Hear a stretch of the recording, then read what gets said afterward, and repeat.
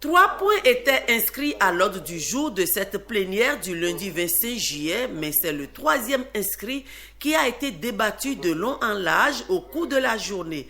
Raison principale, l'accord de financement signé à Rome le 1er février 2016 avec le FIDA dans le cadre du financement partiel d'appui au développement du maraîchage, PADMA, a retenu l'attention des députés de tous bords. Nous avons toujours oublié le piment qui intervient dans la fabrication de motolatome, de tout ce qui est produit brûlant.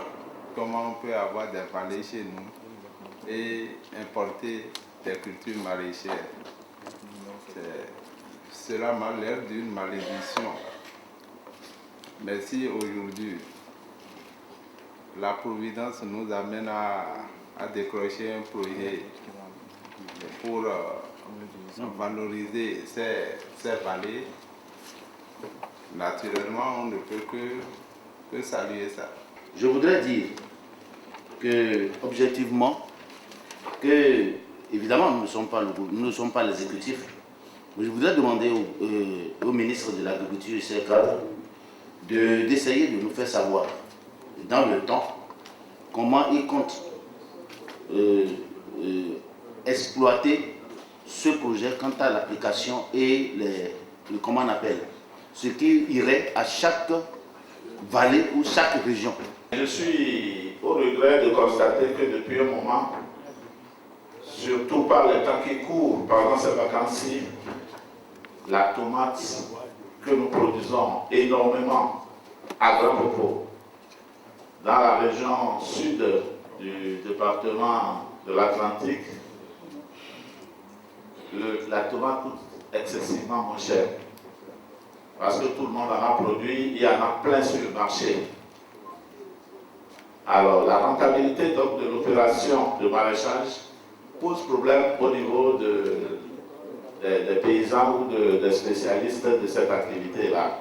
Plusieurs préoccupations ont été soulevées au nombre desquelles on peut énumérer les critères de choix des localités bénéficiaires, la nécessité de trouver des marchés d'écoulement des produits, le coût très élevé de la participation des bénéficiaires, les mesures envisagées pour la transformation, la conservation et l'écoulement des produits, la nécessité d'associer les maires dans les comités de pilotage, la construction des retenues d'eau et enfin la question de l'utilisation des engrais.